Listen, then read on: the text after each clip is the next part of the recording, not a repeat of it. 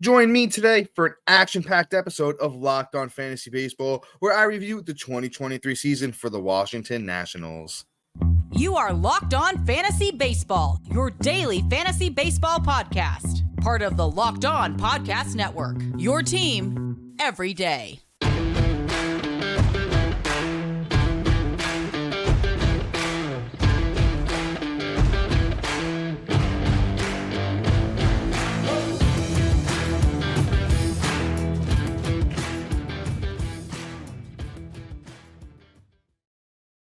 Hello, fantasy baseball fanatics, and welcome to the Locked On Fantasy Baseball podcast, brought to you by the Locked On Sports Network, your team every day. As always, we're your number one source of fantasy baseball knowledge, and thank you for making us your first listen each and every day.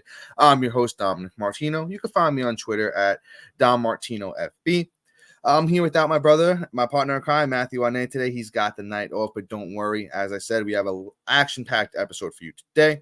If you're watching on YouTube, hit that little bell below. It subscribes to the channel. Also gives you notification every time we drop a new episode. And if you're listening on a platform like Apple or Spotify that allows 5-star ratings and reviews, guess what? If you do that for us, you get a little chance to win a prize here. If you do, leave us a 5-star rating review on Apple or Spotify. Screenshot it, send it to fantasymds@gmail.com. Or if it's easier for you, just DM it to us on Twitter or Instagram. So, guys, as I mentioned, we got a fully loaded episode for you today. Let us be your team secret weapon as we go over the season for the Washington Nationals.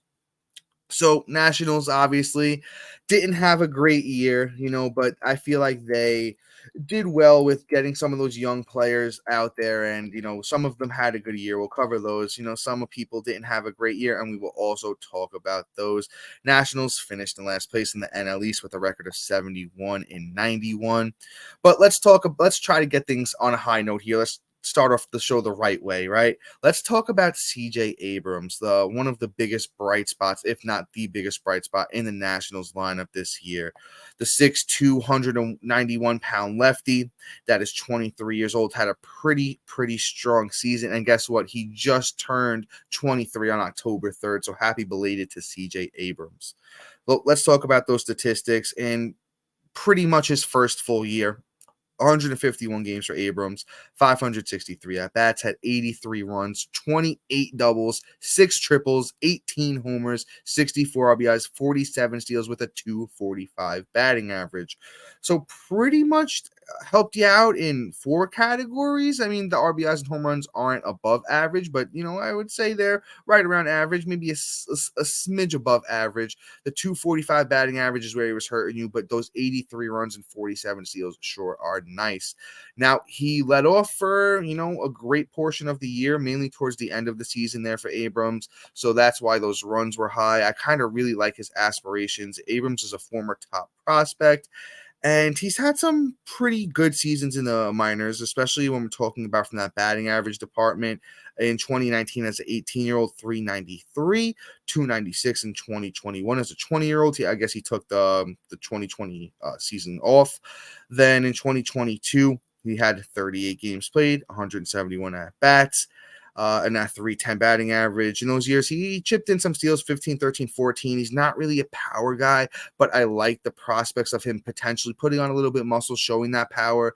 Then, maybe if he can get to like 25 plus home runs, right on that 50 steal margin.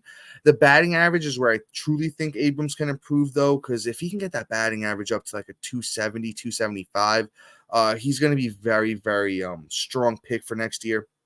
Let's talk about where I have Abrams ranked. To be honest with you guys, I might be a little bit bullish or too high on him according to some, but I think I'm in a good spot here. I know at second base here. Let's see where I have Abrams ranked. I have Abrams actually ranked as my number 5 second baseman. I think it's a good debate between him and Nico Horner, to be honest with you, for that 5-6 spot. Because at my second base, obviously we got Mookie, Simeon, Albies, and Altuve. I think that's the upper echelon, but I don't see any reason that Abrams really couldn't crack that threshold next year. Just, the RBIs might not be great, especially hitting first on the Nationals team, but he's not going to bury you there either. I really like how good this kid CJ Abrams can be, and technically already is. Let's move on to another player from the Nationals that kind of surpassed expectations. Let's talk about Lane Thomas. Now, Lane Thomas was somebody who maybe a couple years back people were high on. I think coming into this year, the fatigue really set in with Lane Thomas. But you know what? If you bought in and you were still a believer in Lane Thomas, a pretty good season for him at age 27.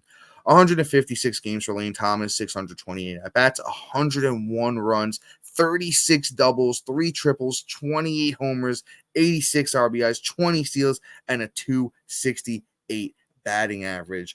Now, honestly, super, super impressive season out of Lane Thomas. And I hope he can upkeep, playing at this level. I'm not 100% sure if, we're going to see an exact repeat of this, but always been decent in the minors. I like the 2018 season where he went 27-17 with 80 plus runs and RBIs, and he hit 264. Then in the minors in 2021, he only played 33 games, but he had 5 homers, 3 steals, and a 278 batting average. So, I mean, it's going to be interesting to see where Lane Thomas slots in next year as far as the outfield ranking goes. I have him in mind at 29. I could see it. It's tough to see him moving up too far just because the team around him, even though he did have 101 runs and 86 RBIs, it's just really going to be interesting with him. If I can get him as my third outfielder, I'm loving it. My second outfielder, sometimes that's I think going to be a little bit tough for me, even though outfield is not super deep. I think Lane Thomas is going to be decent, though. I think we should draft him if we can get good value on him. I just kind of want to see where the rest of the industry and everybody else is ranking him. But I definitely think outfielder 3 is where I'd be aiming to get Lane Thomas if we're talking about next year.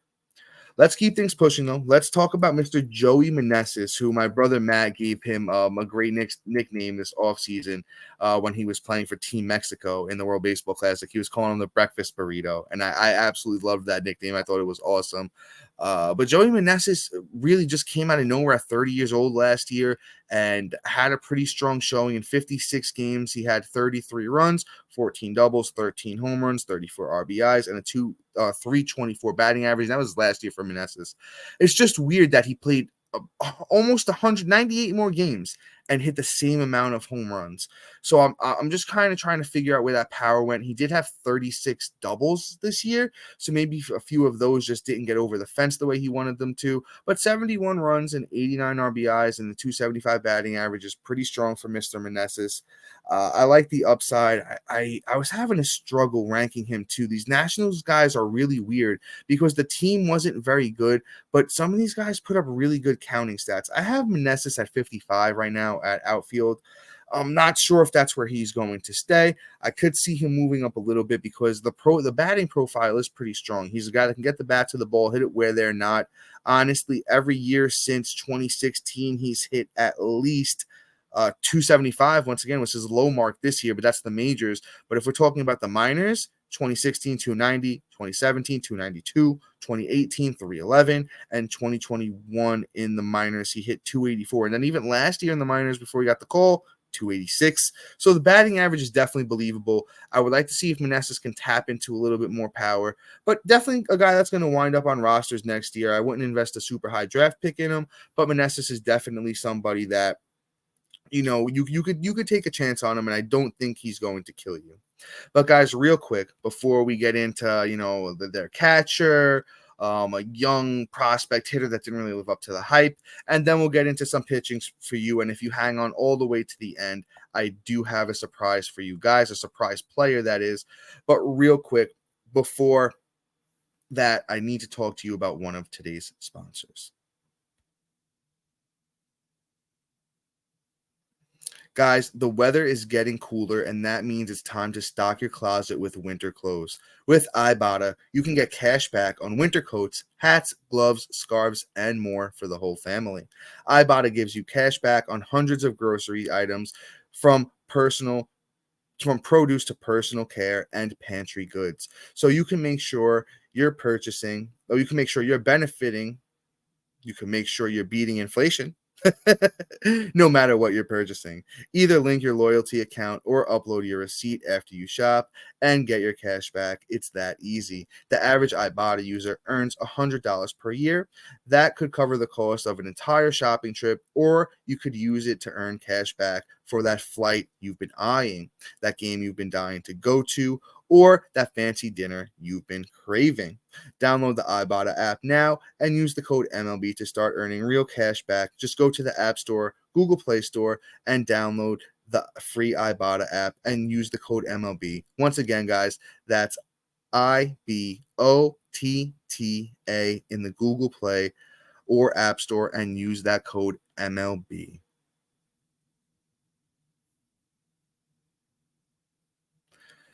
All right, guys, and we're back. Let's keep things pushing here, as I was talking about, and let's talk about their catcher. Let's talk about Keibert Ruiz. Honestly, Ruiz had a pretty decent season from a catcher perspective anyway. I really think there's a lot of upside here with Ruiz. He was a very, very good player in the minors. And let's talk about those stats from this year in the majors as a 24-year-old for Ruiz, right? Played 136 games, 523 at-bats, 55 runs. He had 24 doubles, 18 homers, 67 RBIs with a 260 batting average. So once again, those numbers are pretty solid at catcher. He wasn't really blowing you away, but he kept you competitive in that position all year long. I have Ruiz as my number 12 catcher going into next year. And like I said, there's really batting average upside here. He's always been a good batting average guy in the minors, especially with the Dodgers system before he came over to the Nationals. And even then, he's got a little bit of power. The counting stats just really depend on this Nationals team. Honestly, if they're able to go out there, maybe get a nice little free agent bat, add a pitcher here or there. They could be decent. I don't think they're really going to contend in that division. It's a very tough division to contend in. But honestly, I think they could be a little bit better next year. And Ruiz is one of those guys that's really going to have to take that next step for them to be super competitive. At 24 years old, he's been around in baseball since he's 16 at 2015. So, the guy's been around the block. And honestly, I really like the upside here with Ruiz. But let me not keep talking about him and let's keep things pushing. We have to take a little bit. We're starting to get into that more disappointing turn here with the Nationals. And let's talk about Carter Kieboom, right? Carter Kieboom, you probably heard the name before if you've played fantasy. If you're like, Dom, why are you talking about this guy? Who is he? He's actually a guy that had a lot of hype coming up through the minor leagues with the Nationals, right?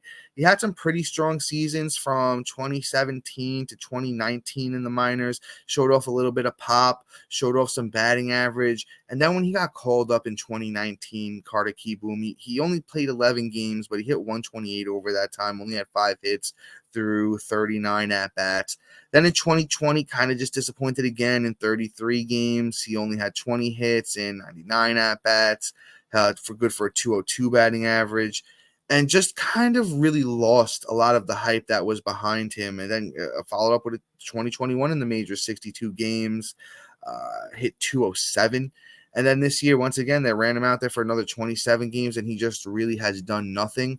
He's going to be 26 or his year 26 season next year, and it's just tough to envision much hype or bounce back here. He hasn't really shown anything in the majors, so just a guy that I'm really going to be out on. I'm not taking a risk on him in any other leagues. There's a lot of other directions you could shoot your dart in. I just don't think Carter Kieboom really has that potential that we once thought he did, right? So let's keep things pushing here. Let's talk about let's get into the starting pitching staff. Talk about Josiah Gray. Josiah Gray is such a interesting player. He's got the frame. He's 6'1", 210. He's got some strong stuff. It's just really been an interesting year for him, right? At points we thought he was good, then he was bad, and then he was good again, and he's bad again. But Josiah Gray, his age 25 season, he had 8 wins, 13 losses, a 3.91 ERA, 30 starts, 159 innings, 143 strikeouts, 4.94 FIP, which is fielding independent pitching. It's an ERA indicator, and he had a 1.45 WHIP. So it's just really really, really tough here with Josiah Gray. You know, the kid's got the stuff. He's just really got to figure it out. And honestly, I'm getting to that point where I don't know how much I want to draft him next year. And it's probably going to sound like that for a lot of the other players we talk about today. As I mentioned, it's just tough with these Washington Nationals, especially when it comes to the pitching side of things. I don't have Josiah Gray in my top 75 pitchers going into next year. So once again, guys, I'd probably shoot my dart in other directions, man. Pitching. I talked about there really are those guys. We talked about how late we were getting Scooble last year. We talked about how late we were getting guys like James Paxton that was good for the most of this year. There was just so many directions that you could have went in with starting pitching, and it worked out. And I know it's always a crapshoot, but if you stick with me and Matt here at Locked On Fantasy Baseball throughout the offseason, we're going to do a lot of rankings episodes, and we're going to deep dive into the pitcher stuff and help you identify who those really good late round starting pitchers are going to be to target. But honestly, Josiah Gray, I just don't see him as one of those guys. He gives up a lot of home runs. He walks a lot of guys. So I just and he wasn't even a K per 9 guy this year, which was something that we thought he was going to be better at. So I'm just staying away from Josiah Gray, man. I really can't trust him. Let's keep things pushing here. Let's talk about another starting pitcher, and it's Mckenzie Gore, somebody who actually started off the year like a house on fire. He's the big 6'2", 192-pound lefty, and he was actually the 3rd overall pick back in 2017 by the San Diego Padres, and just a guy that's really never lived up to the hype. So when we did see him pitching as good as he did at the beginning of this season, I know Matt and I specifically really thought that Mckenzie Gore had figured it out. He had looked so much better, and he kind of just really fell off. I'm pulling up those splits here for you guys. So through the first half of the year, actually, the first half isn't even the way to look at this, because the first half overall was not fantastic there for Mr. Gore. So let's see if we could break it down by month here and talk about it that way, if my computer ever wants to work with me. Yeah. So it was really just, I guess, a strong April/March for Gore, where he went 3-1 with a 3 ERA, 27 innings pitched. He had 35 strikeouts over that time and a little bit over a 1 whip. That's where we really thought he was going to be good. The strikeouts look good. It was actually a 1.29 whip in April/March. I'm sorry about that. Let me get my facts straight here. The whip wasn't fantastic, but it kind of really just did look like he looked better. The runs weren't being given up. The stuff is good, as we all know with Gordon. If you don't know, I mentioned he was a very, very top prospect for a reason. And man, I honestly just really, really had the faith. But then just May, 4.06 ERA with a 1.51 whip. In June, a 4.55 ERA with a 1.41 whip. And he just wasn't really getting it. That K per 9 went down at 27 innings, 30 strikeouts. Then in July was pretty much his worst month of the year. We had a 6.64 ERA, 20 innings, only 20 strikeouts with a 1.62 whip. So anyone that held on to Mckenzie Gore and really thought that he figured it out and looked good kind of got bit in the butt by that one. But another guy I just don't have in my top 75 for next year's starting pitcher rankings. I just don't really buy it. I don't think he's going to figure it out. But I truly do hope the best, because he does have really, really good stuff. And before we move on and talk about, a few more Washington Nationals players, I do have to talk to you guys about another sponsor. And guys, that sponsor is FanDuel, right? Get ready for the NFL season with incredible offers from FanDuel, America's #1 sportsbook. Right now, new customers can bet $5 and get $200 in bonus bets guaranteed. Plus, all customers who bet $5 will get $100 off NFL Sunday Ticket from YouTube and YouTube TV. Now, guys, that is a great offer if you need to get out there and watch you some football.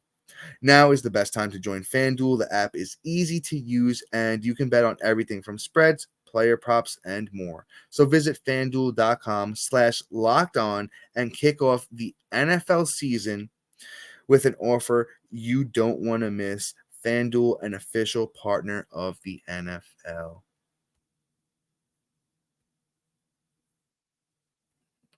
All right, guys, we're going to keep things pushing here. We're going to move into the closer department, and we're going to talk about Kyle Finnegan. Kyle Finnegan was actually pretty good this year. He was useful. He was useful last year.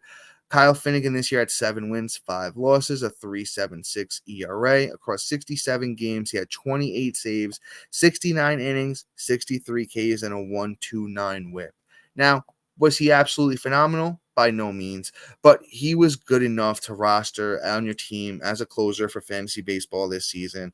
The ERA was decent. The K per 9 was almost there. You know, he did have the K per 9 last year when he saved 11 games for the Nationals and had the 3.51 ERA. He was a little worse this year, but he gave you 17 more saves than he did last year. So Kyle Finnegan, just a guy, if he has that closer's role, like he did this year, most of last year, and the year before, I honestly think he'll be useful again. I haven't, I did do a little bit of work on my closer rankings. I'll tell you where I have him going into next year at 23. So, if you have him as your second closer, hopefully your third closer, it's not the worst thing in the world for Kyle Finnegan. So you can go out there and you could take him next year, and I think he'll be serviceable, but I'm not targeting him too early. I'm not a guy who usually goes too high on closers. I know in some of these leagues like the NFBC or like the draft and hold stuff where you can't really make any moves or you don't really have a bench. I'm an advocate of going out there and getting probably it's usually not the closer 1 or 2 because they're going way too high. But I'll give you my top 10 closers for next year: Devin Williams, Hader, Felix Bautista, Alexis Diaz, Clase, Munoz, Duvall, Duran, Romano, Kimbrel. I honestly think Duran's going to have great value next year. I got Paul Sewald for the Diamondbacks. If he's closing, is going to have great value next year. Guys like that, even a Clay Holmes, if he's still closing for the Yankees next year, I honestly think you could, wait a little bit later, get a guy like that, and then pair him potentially with a guy like Finnegan. And if you can get another one, another closer late in the draft, you could work with something like that. I honestly always think it's a little too rich for my blood to be drafting a closer in the 3rd, 4th round when I could be loading up on bats, because there always just seems to be more of a deficiency in bats than closers. Let's move on to a top prospect here, right? Let's talk about the Nationals, some of that farm system. Abrams was a guy that came over in that Juan Soto trade. Let's talk about another guy that came over in that Juan Soto trade, and it's James Wood. James Wood is 6'6", 240 of that, Aaron Judge type mold. He had a very strong season in the minors this year. He had 473 at-bats, 80 runs, 26 homers, 91 RBIs, 18 steals, and a 262 batting average. Now, this guy is just, a mountain of a man, and he could hit the ball hard. He could hit it far. He steals some bases. Honestly, I really, really think that James Wood is somebody that potentially gets the call next year. And if he does, man, he's a guy you're going to want to pick up right away and just really rock out with. He is currently the number 7 prospect in all of baseball. And I think he's going to live up to the hype. He's a guy that, honestly, as soon as I hear he's getting called up, I'm really, really going to want to just hop on him and make sure I pick him up. That's why we wanted to get the name James Wood in today. I just really think he's going to be a scary threat for a long time in that Nationals lineup. I think I mentioned that he's a lefty, and I don't know how I always get caught up with talking about these lefties, right? So James Wood, we're going to talk about his prospect grades. He's a 60 grade power on that 40 to 80 scale that the minor leagues uses. His run is a 60 as well. He's got a 55 hit tool. He's an overall 60. You don't really see a lot of guys that, really, really do this. I honestly think James Wood is a name that we need to know going into next year. So if he gets called up, you know to pick him up right away. So before we head on and wrap things up, guys, I wanted to just kind of get into some other players here from the Nationals roster. It's such a bad year. Patrick Corbin's really at the end of his career. He really didn't do much. The bullpen wasn't really that great. We could talk about guys like, Dominic Smith and Luis Garcia. Luis Garcia is another guy that kind of just had a lot of hype around him in his career, and he just never really has lived up to that hype. He did hit 266 this year in the majors, but over 482 at bats. The numbers just really weren't blowing me away. He had 61 runs, 50 RBIs. He just really wasn't getting it done with even the 9 steals from Luis Garcia. Just kind of a disappointing season there. Dom Smith looked good at points, if I remember correctly, but just another guy, former Met, who just never really panned out the way we thought he was going to, with a 254 average this year, 12 homers, 57 runs, 46 RBIs. That was in 153 games and 586 at-bats. So that's pretty much a full year right there, and Dominic Smith didn't impress too much. It's really, really hard to talk about this roster and have a lot of faith. Going into next year, as I said, it's just a tough division to compete in for the Washington Nationals. I can understand why they did, finish 71 and 91. So if I had to break down this team, and even the Marlins are a playoff team this year, the Mets are going to look to bounce back strong next year. The Phillies and Braves are about to play each other in the next round of the playoffs here. But if I'm the Nationals GM, right, and I'm looking at this roster, I want to build around CJ Abrams. Lane Thomas is still 28. He's got a few years left. Keibert Ruiz is 25. So maybe you look to move a guy like a Meneses and Dom Smith and kind of just see what you could do here on the market. Their minor league system is all right. They got a couple of other good players down there besides James Wood. You could try and package them up and see what you can get. You're probably not getting anything for Patrick Corbin here at the end of his career. But I would keep Josiah Gray. I think he could be a serviceable number, a low-end 3, high-end 4 starting pitcher. Kyle Finnegan's getting a little up there at 32 years old. If he gets off to a good season here, maybe you look to, get rid of him. Maybe Victor Robles will be able to come back healthy at some point. He's still only 26. Maybe he can contribute out there. It's been a fiasco with Steven Strasburg. I don't know if you guys have been up on that information, but we all know since he won the World Series with them, he hasn't been the same guy ever since. So there's speculation with Strasburg that, that he said that was it. He's done. He's retiring.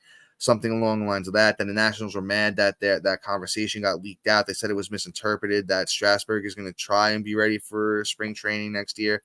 Absolutely no way at all. I'm taking a shot on him. As I mentioned, he's 35 and hasn't been healthy in years with Strasburg. So that's just not a way that I'm looking either. Let's talk about, Jeter Downs is somebody who can come up and make an impact. Potentially if he gets called up next year. I don't know how close he is. Nomar Mazara is somehow still floating around. Former Texas Rangers player at 28 years old. He's floating around in their minor league system. So there's just a lot of improvements they have to make. As I mentioned, if I'm the GM, I'm probably looking to, add a free agent if I could. If I was really going to win, add a free agent bat, stick them in that lineup, make a couple of trades, try and get you, one of these young starting pitchers, maybe even somebody in the minors. But it's going to be rough. I really don't see this team being competitive at all within the next 2-3 years unless they do something drastic. But once again, when you play in a division with the Braves, the Phillies, the Marlins, who are looking better, and that Mets team, it's just going to be really tough. The National League was super competitive this year. The Cubs are up and coming. The Reds are up and coming. That's why even like a team like the Cardinals didn't fare as well. And you got the Diamondbacks with Corbin Carroll and crew.